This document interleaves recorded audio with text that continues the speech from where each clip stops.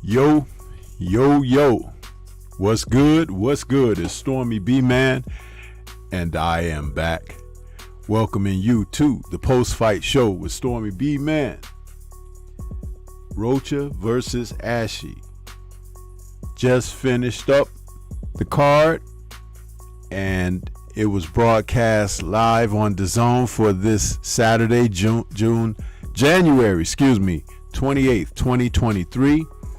And man, can we say this is just the start of 2023 with these fights? My goodness. If we can get something like this every month, 2023 is going to be quite a ride, people. Quite a ride. You know what I'm saying? My goodness. Wow. That's all I can say is wow. That line from Gladiator, a classic sword and sandal film with Russell Crowe.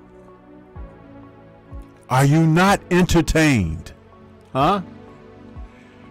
My goodness, man. Welcome, everybody. Glad that you're back. Glad to be back. This fight turned out to be a lot more than what we bargained for. I'll tell you that. Alexis Rocha came into this fight off of his KO stoppage of the man that everybody loves to hate, Blair Cobbs.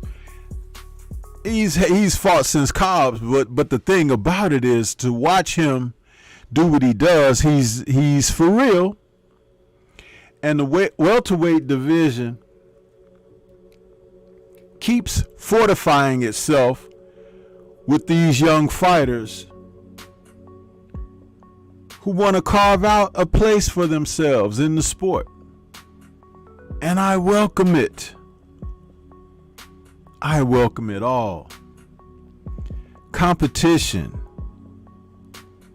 is what's needed, because it's just like pulling weeds. You're going to sift out the bad seeds, and the good ones will plant themselves firmly in fertile ground and bring forth fruit. Yeah. You know what I'm saying? So, with that being said, let me welcome the people that have come into the building. Those of you who decided to come back to the channel and tune in for this second broadcast with Stormy this evening. I appreciate those who decided. I'm going to place a poll up there for you guys as well.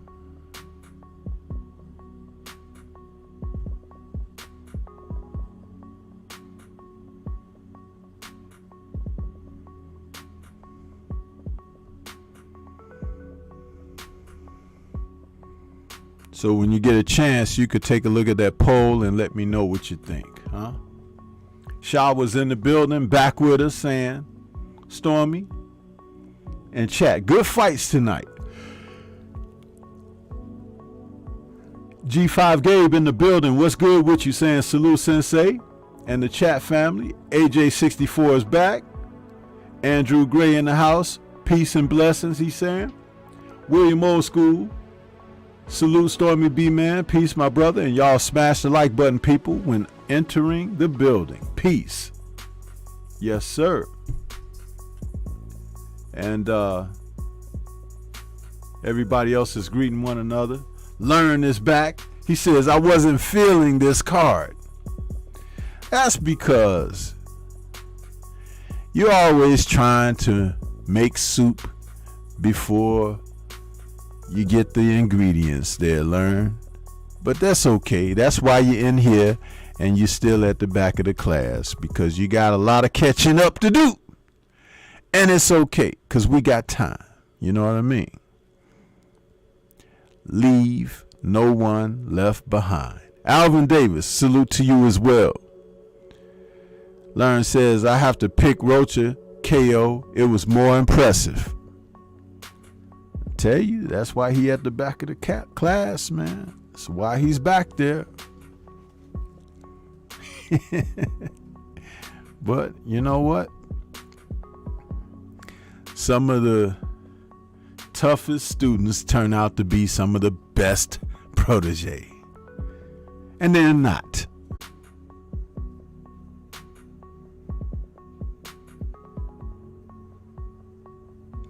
I have no idea why YouTube is doing this to me this evening, but I'm still rolling, people, so just bear with me. Okay, just bear with me, because we doing this thing tonight. What I was getting ready to say was, George Ashie was not your typical opponent. He came in to fight, and he fought like a man who was trying to fight for his life. I liked the effort that he gave. The only thing, again, I have to place some of this blame into the corner. Ashie looked like a junior welterweight moved up to welterweight to take this challenge. And though he was strong, he wasn't as powerful as he may have needed to be. So, typically there was supposed to be something that he was supposed to do. An adjustment needed to be made. He was trying to crack Rocha on the chin. And he was landing with impunity. He could throw that right hand, it was landing. Two things happening here. Either Ashie's punch is not as strong as it need to be to put a dent in what was happening from Rocha's side, Or Alexis got a pretty darn good chin, and I think it's somewhere in between there. I think there's a little bit of both. And there's nothing wrong with that, because when a guy has a chin, then it is up to you to make the adjustments, the necessary adjustments, and you start going to the body. Digging to the body. The body doesn't know the difference between a feather-fisted puncher or a guy who could really crack, unless you're an overwhelming puncher to the body like a Beck the Bully, who we saw earlier. But continued punches to the body, to the ribs, to the liver, to the kidneys, to the breadbasket, the solar plexus. What will happen is you will begin to deplete the opponent's stamina, his legs, his movement, and you mix in those shots. You got to put something in the bank, as Teddy Atlas would say. Those punches down low will give you greater opportunities later up top. Don't focus and fall in love with what's up top, because if a guy can take it on the chin, he's going to be there. And you will wear yourself out. You will bust your hands up hitting a guy on the chin and upside his head. But that body, bones break, 8 pounds pressure. You keep hitting them in the same spot and them floating ribs, a rib can crack. So there was not much instruction coming from Ashie's corner about working up and down. But boy, was he firing back. And the 2 knockdowns that Rocha was able to score in this fight were spectacular knockdowns. They were the type of knockdowns that you see from real power punching fighters.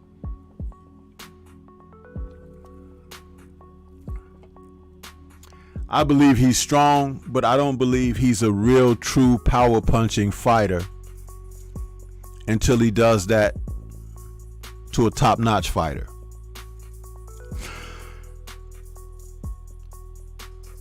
But understand this: if he tries that against a top-notch fighter, he will put himself in position to have that done to him.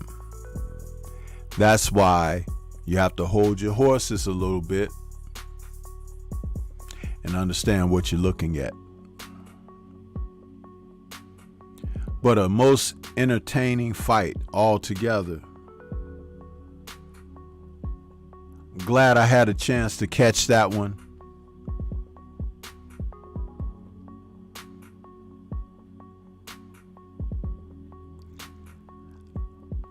I gave Rocha most of the rounds. I think I gave 1 round to Ashie. Had he worked in more body work, he could have got a couple of more rounds. But after the knockdown, have you ever seen a young fighter get put in the type of distress that he was in? Because he was really hurt. And he was very fortunate that there was enough time in the round for him to buy time to get his bearings. And he came out replenished enough in the second round, in the round after the knockdown, the fourth, firing back heavy.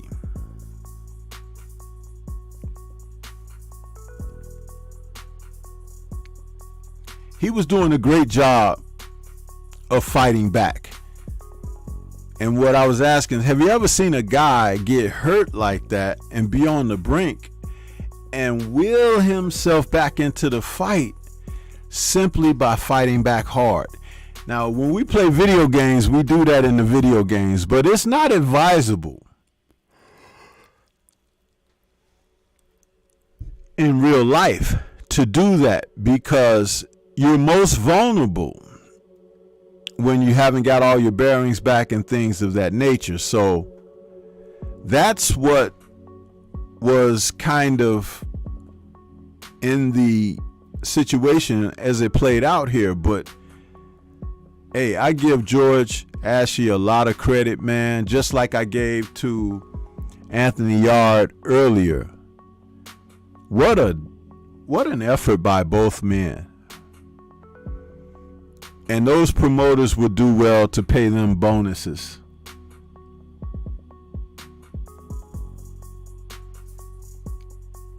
Who am I to tell people how to spend money, though, right? Just as who am I to tell these fighters and their trainers what to do, right? Yeah.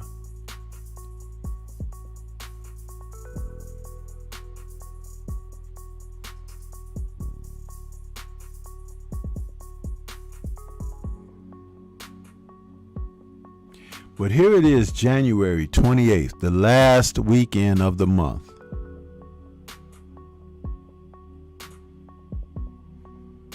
And we had a tremendous day of boxing here. Both undercards left a lot to be desired. I did not enjoy the Floyd Schofield fight. He seemed to be a little bit sloppy and anxious out there. Machado was giving him experience, and sometimes that's more important than knockouts. But Schofield was kind of all over the place. He was kind of all over the place. So Golden Boy, you guys need to pull back. We know how you fall in love with your fighters, and they're the best thing since, Sugar Ray Robinson and everything, when you all are promoting them. But just carefully match the young man up against quality opponents, and he'll get to where he's got to go, but it will take time. Now, I know you all want someone who's going to rival Shakur Stevenson and Frank Martin. But don't rush that. Don't rush it. Matchmaking is important. And we're not talking here about overmatching. We're talking about giving your young charge the opportunity to be on a path where they learn and improve fight by fight.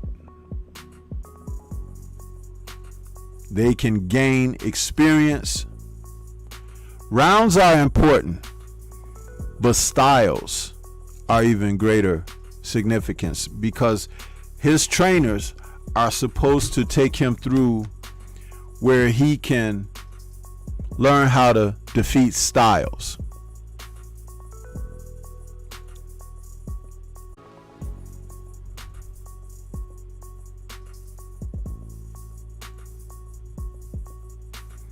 Sorry about that, family. But as I was saying, just because you have blazing hand speed and you're mobile and agile in there doesn't necessarily mean that you can conquer the world. There are other fighters who could bring the same thing to the ring. But you have to understand, when you could deal with an orthodox fighter, a southpaw, an aggressor, a guy who retreats, a guy who can stand on the inside and trade with a good chin, a guy who has overwhelming power, a guy who is slipperier than a snake with water on him. All of this is what you have to compete with. And that's important. So the cornermen become more valuable, and their word in the ear of the fighter, their lessons that they give him in the gym.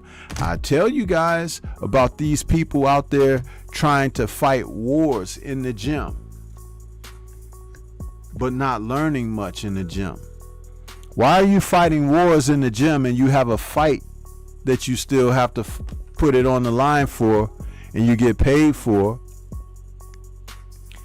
and you're not ready because you gave it all in the gym? You ain't getting paid for those gym wars.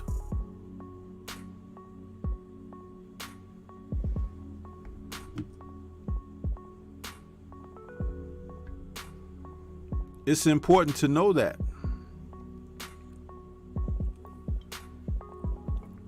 So Schofield, nice looking young fighter, but hold your horses.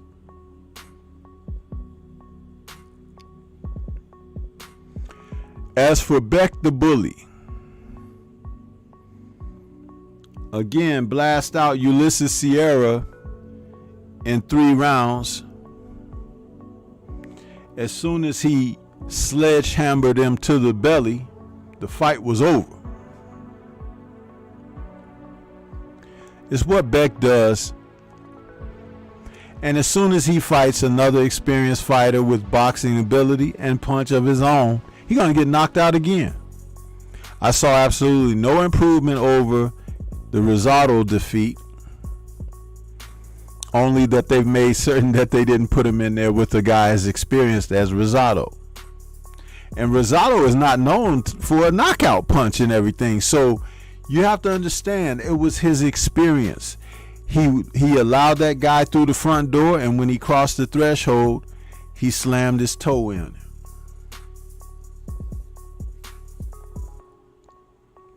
That's what happens.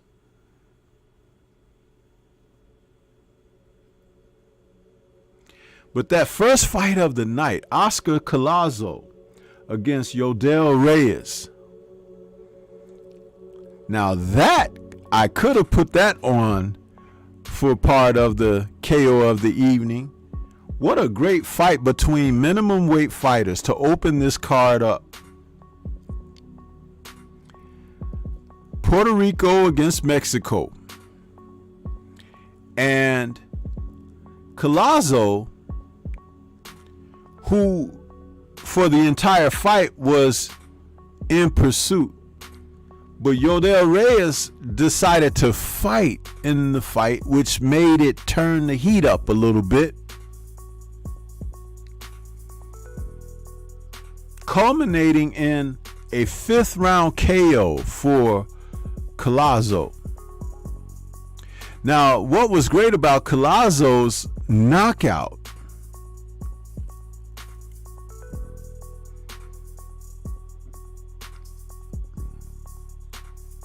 he threw his punches in succession. He threw combinations. How many times have you all heard me speak about fighters who punch in combination? It's almost you could do no wrong when you put your punches together. Yeah, it's nice when you are popping guys who can't take it, and it makes you look Herculean in your efforts. But when you put those combinations together, they leave no doubt.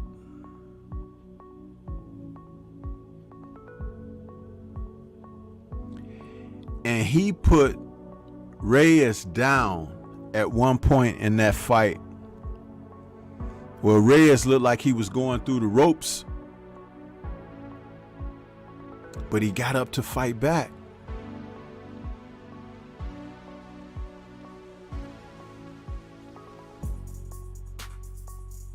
So we saw fighters tonight really put on efforts that really show us what we love about the sport.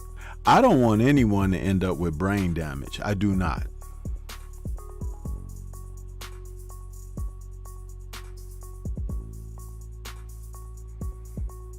But those combinations that Collazo unleashed on Reyes, my goodness.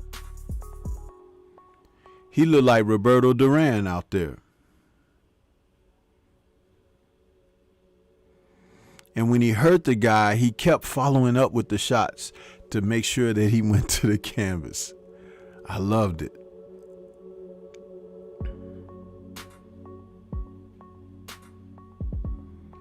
Very entertaining. 704 Joe, what's good with you, bro?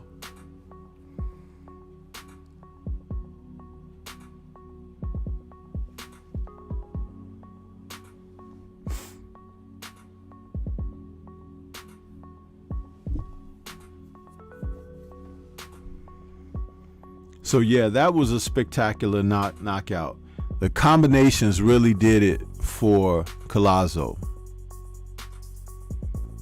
And he's a young, strong, powerful, punching young man at that minimum weight. And if he can continue to break out with performances like that, he's going to make a nice little name for his little self in that minimum weight division. Because knockouts are what people like to tune in and watch. And it was that type of effort that he gave that will make people tune in for him.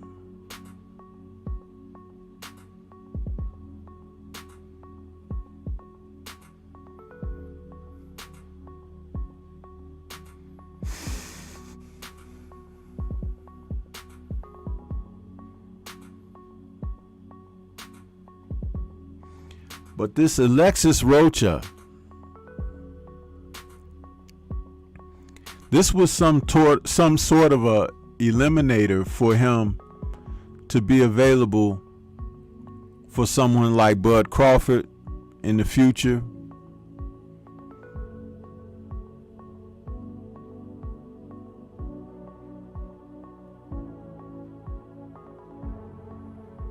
But man, that welterweight division is heating up.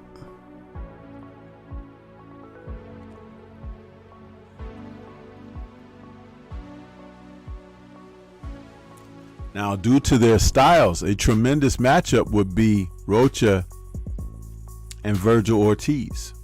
Now, some of you out there may be like, Stormy, what are you talking about? Ain't nobody want to see those two fight each other. Yes, I do. Yes, I do. Style matchup. Because Virgil fancies himself a boxer with a punch.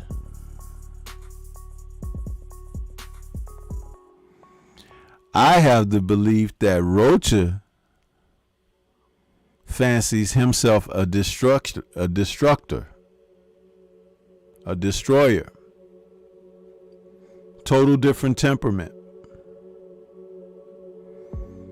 But he's going to have to be careful because now he's had that cut over that eye. Give that eye plenty of time to heal. See a good doctor to sew that up. Incorporate some head movement in there. I know it was from a clash of heads, but I saw plenty of right hands delivered by Mr. Ashie. Yeah.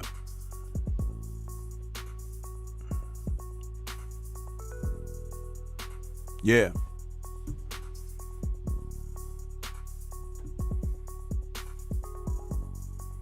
But action-packed, man. Action-packed.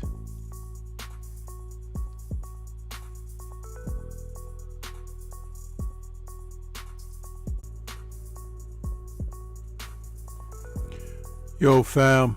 I'm back. And that was not YouTube this time. It's actually the weather. Because my internet went out for a moment. But I'm back. Because I checked all my bearings and everything, and it said that I didn't have internet. So that was what that was. I apologize for that. You know, I could still see the chat moving and everything, and I didn't end the broadcast, which is why I could come back and say what that was. I kind of know how to troubleshoot when it does that. I could tell when YouTube is acting with me, which was the first go, and then this second one was the internet. Something that I didn't have no control over that at all.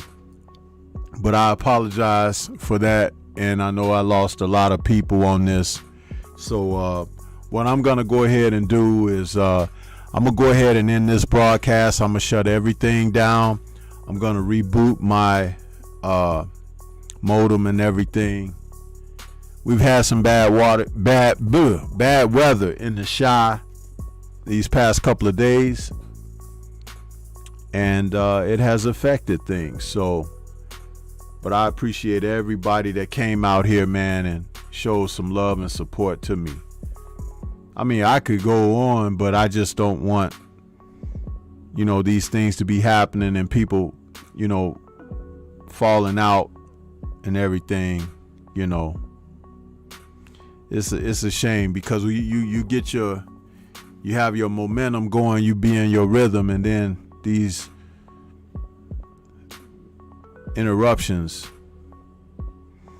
But it's funny how people can be on here doing all this weird stuff, right? And they don't never get interrupted. They don't get taken down. Their shows don't get stopped and all of this stuff. I just come on here and try to talk boxing.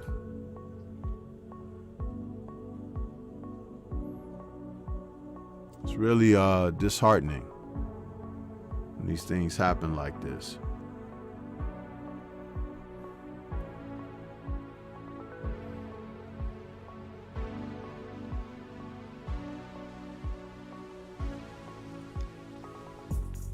.512 Boxing, Big Texas, what's good? Jared 011 Green, appreciate your super chat.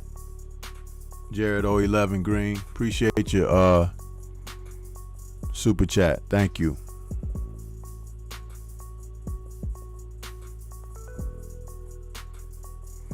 But it was a tremendous day of boxing. Salute to Artur Beterbiev. I've been trying to tell people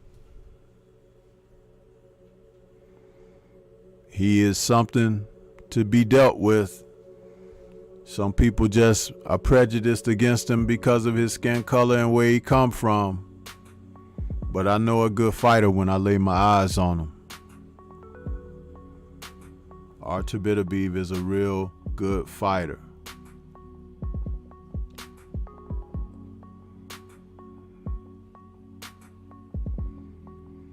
And as I spoke about him in my pre-breakdowns, he's not a bruising knockout puncher like a Deontay Wilder or anything like that.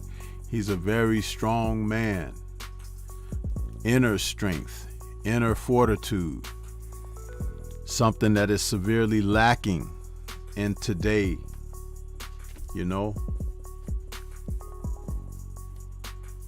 Tremendous fighter.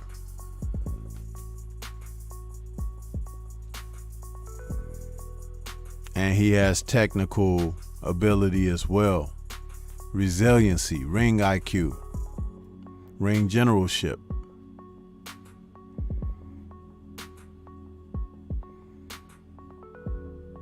Even though he doesn't fight as often as one might want to see,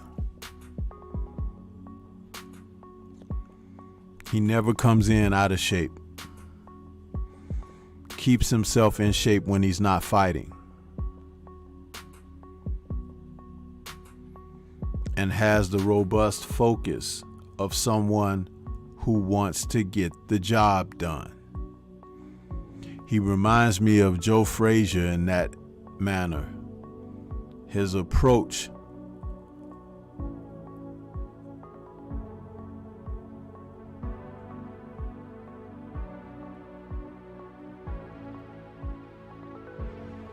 Yeah, William, he just doesn't get the credit he deserves.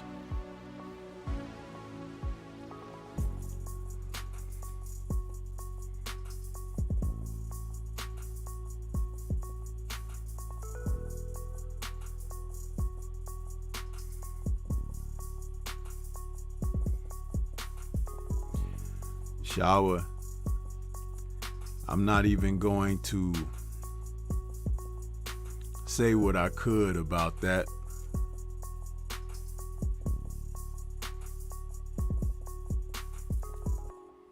But just know that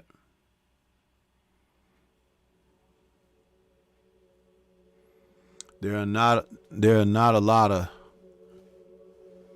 diamond fighters in the sport of boxing today, and some have you thinking that they are.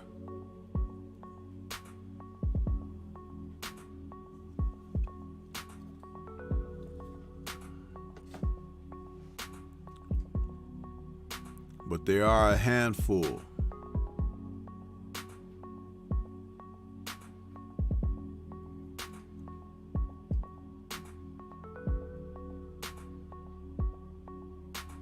There's people who liked AJ from when they saw him with all those muscles and everything.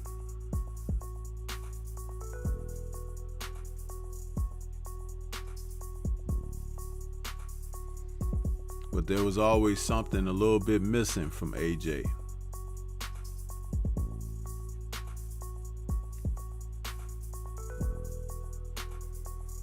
Critics always ridiculed Wilder. Windmill Wilder, they would call him.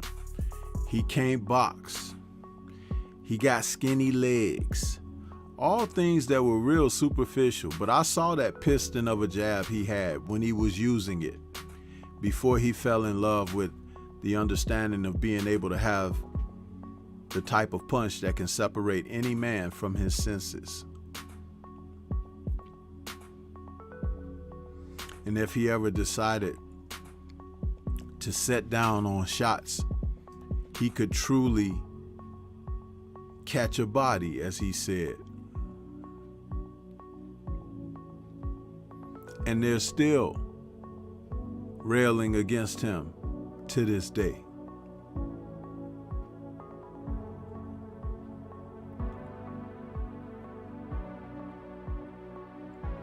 People think that Dmitry Bivol is like really great, is something, you know, since sliced bread, that he's just outboxing people with that pro-am style that some people find difficult to deal with because they don't have a good foundation from the amateurs. Most of those guys are dominating the Olympics and everything now, right? Why do you think that is? It's because the training and coaching of the Olympic teams of today, they're not the same as they were 20 years ago. You don't have the same type of instructors, teachers, mentors. And of course, you have some talented men, but they're not beating these guys.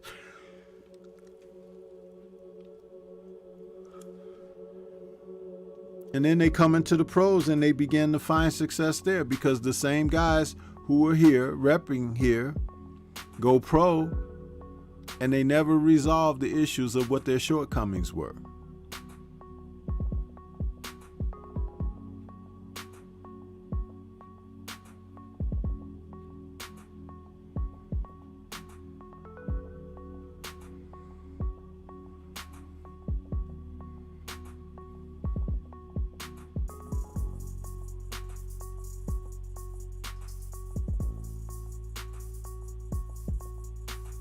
Artur Beterbiev will lose when he gets in there with a guy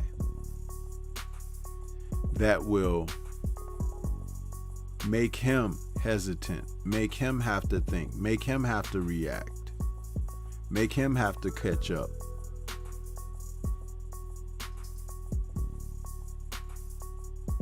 It won't be Dmitry Bivol. He'll eat Dmitry Bivol just like he ate that young man this evening.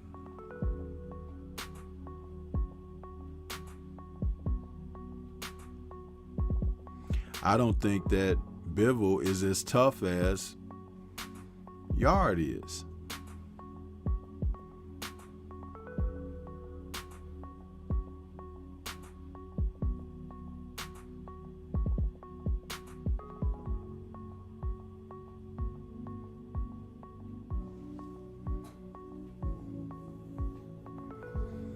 AJ64, anyone should enjoy someone beating up Canelo. It's time.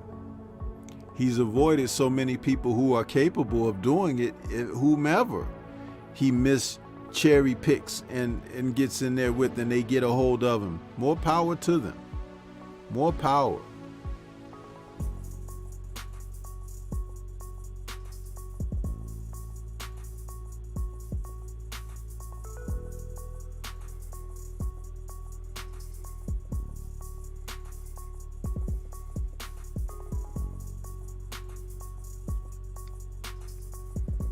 I would have loved to have had a fighter like Wilder that I taught from the ground up.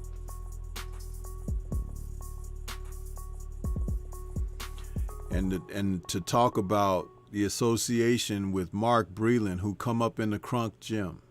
So he knows all the dirty little secrets and everything about Crunk. But he seemed to impart none of that on Wilder. He did not even have a personal relationship with Wilder, which a coach and trainer needs to have, because you all are like a unit in this sport. There should be no divisiveness there at all.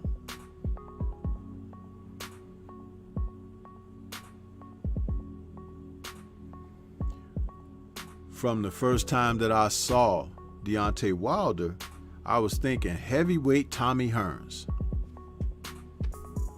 Nobody else could see that? I mean, I'm not ridiculing anyone who thought that as well, but I'm just saying, Mark Breland? Really? A man who has a right hand like that. Okay, let's overdevelop the left. Let's work off them jabs and hook off the jabs and hooks to the body and to hide the right hand. Let's make him move on his toes a little bit. Make people have to come after him so he can run them into a shot. He don't have to go pursuing them. Set it up. 30 jabs around. Jab them so much that they be begging for the right.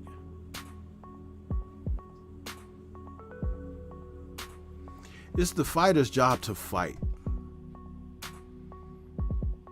And Breland totally blew that. He'll probably never train a quality fighter again.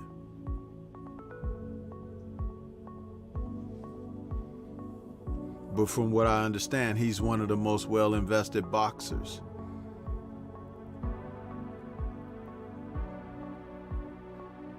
So let him go off into his investments and get the hell out of the sport that we love.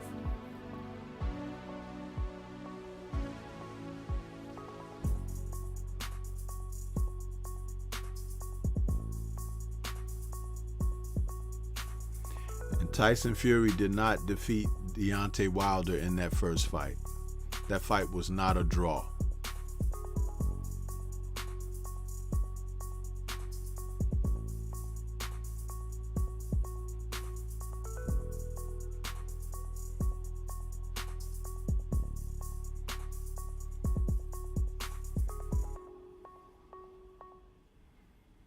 But special fighters in this sport are few and far between. Got guys like Shakur Stevenson, Stephen Fulton, Devin Haney, Jermell Charlo, Deontay Wilder, Artur Beterbiev.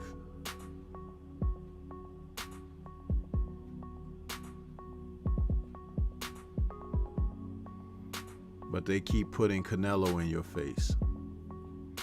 Tyson Fury.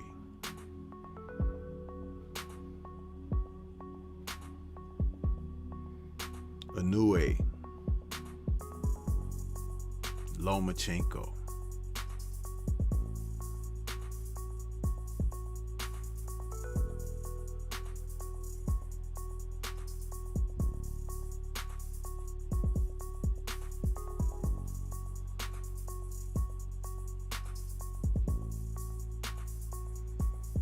You're damn right, AJ64.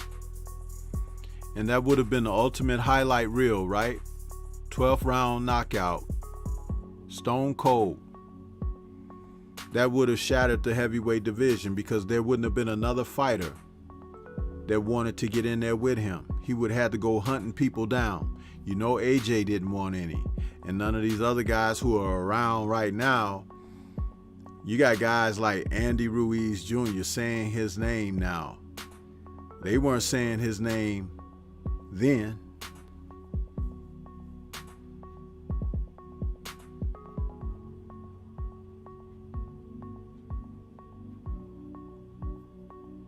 They had to cheat him to beat him.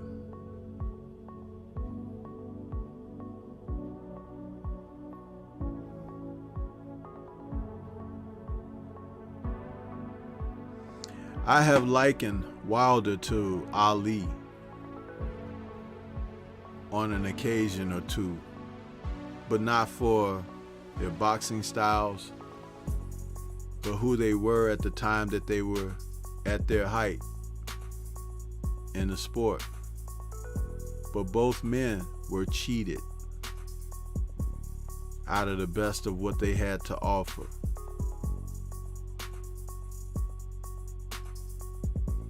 And don't forget, they took Ali's license in his prime. 3.5 years they took away from the champ.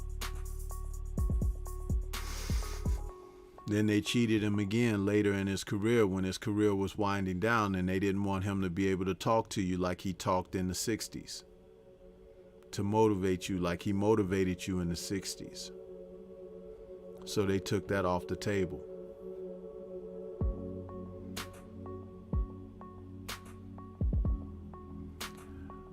He can be a goodwill ambassador, but we don't want him being an orator.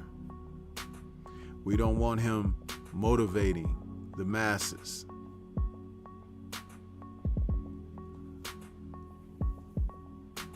And you watched it happen.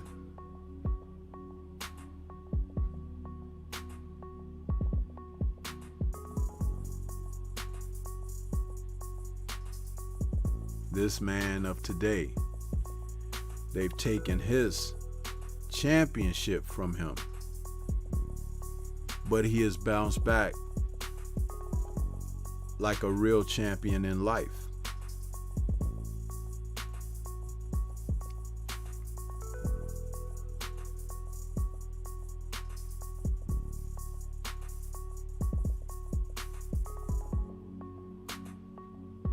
He doesn't even need the championship titles, and people still think of him as what he is, the champ.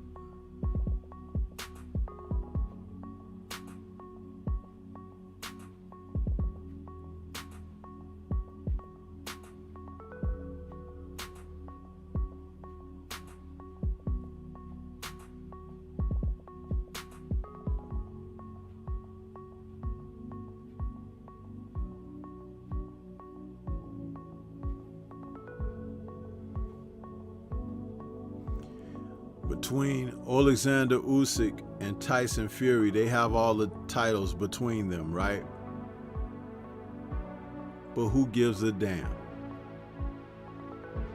Nobody. Who's chomping at the bit to see them fight? Nobody. Who are they chomping at the bit to fight? Nobody. Because on any given night, there's a handful of guys who can handle them.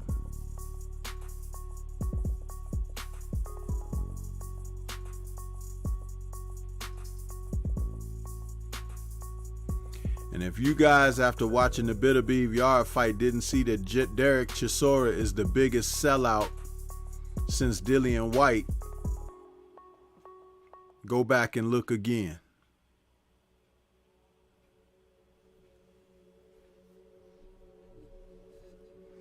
And I know that there are people out here in the community that like Derek Chisora.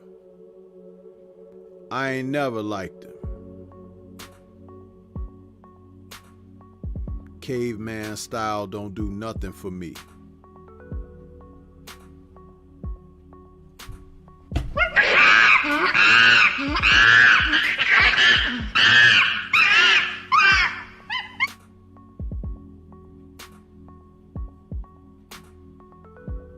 Oh, that sound like Derek Chisora was passing by. Sorry about that.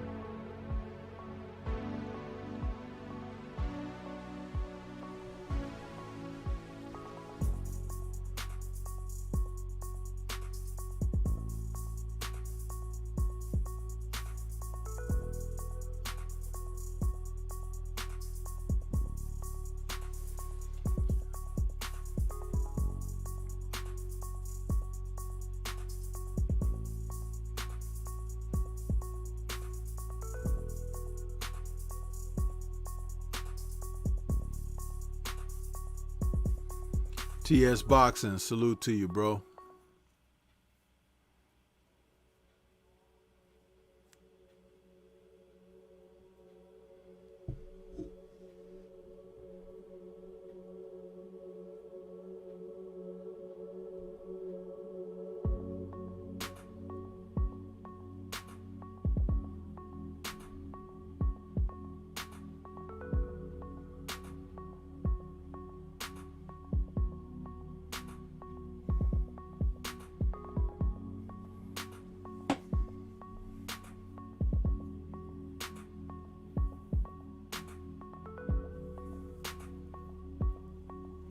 So I got a call-in show tomorrow, 10:30 a.m. Anybody want to call in and talk about these fights of today or fights that are on the horizon? Favorite fights of 2022? We can get it. And once again, I apologize for the internet going out on me.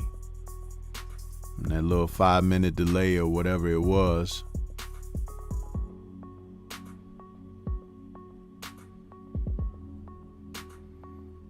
But